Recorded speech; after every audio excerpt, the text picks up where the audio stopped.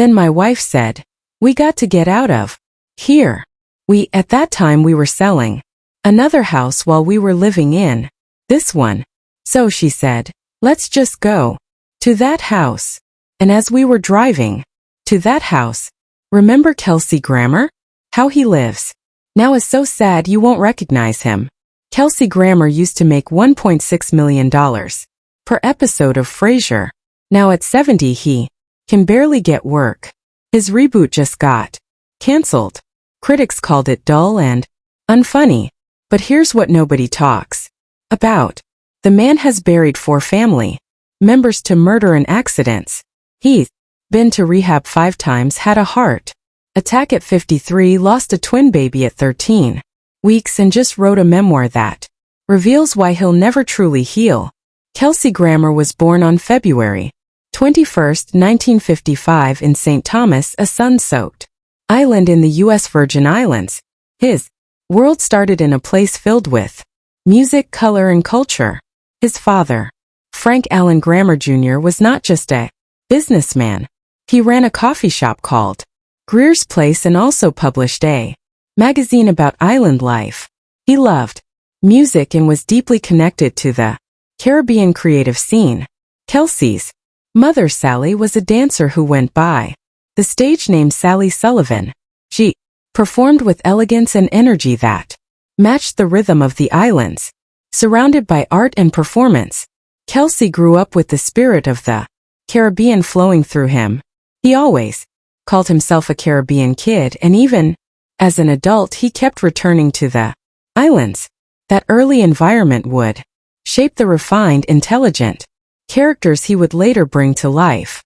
But his childhood changed suddenly in 1957 when his parents divorced. He was just 2 years old. His mother took him and his sister Karen and left St. Thomas behind. They moved all the way to New Jersey to live with her parents, Gordon and Evangeline.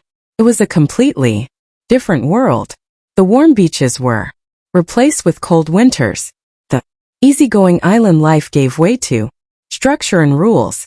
Meanwhile, his father stayed in St. Thomas, remarried, and had 4 more children. Kelsey rarely saw them. That early break left a deep hole in his life, a missing connection with his father that would follow him for years. In 1967, when he was 12, Kelsey's family moved again, this time to Pompano Beach, Florida. This move turned out to be important. He enrolled at Pinehurst School in Fort Lauderdale, a top-tier private school that encouraged creativity. There he discovered something that would change his life: acting. He began performing in school plays and musicals. He found joy in becoming different people on stage, and it helped him deal with the pain that was quietly building in his life. His teachers saw his natural talent and urged him to take it seriously. For the first time he had a clear direction. But just as things began to stabilize, tragedy struck again. That same year, Kelsey's grandfather, Gordon, died from cancer. Gordon had stepped in as a father figure when Kelsey's own father disappeared from his life. His death hit Kelsey hard. Watching someone he loved slowly fade away introduced him to pain that most kids never face. It shaped how he saw the world. It also gave him a deep sense of emotion that would later help him portray grief, loss, and brokenness on screen. Then came the most horrifying blow. In April 1968, just a year after losing his grandfather, Kelsey's father was murdered. Frank Allen Grammer Jr. was shot and killed during a surge of racial violence in St. Thomas.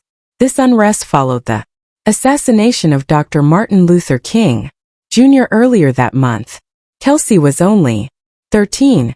He had just begun to process one death, and now another slammed into his life.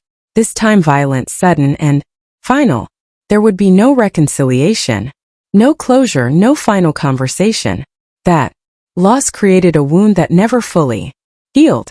It deepened his understanding of trauma and would later echo through his darkest personal struggles: addiction, depression, and a constant search for peace.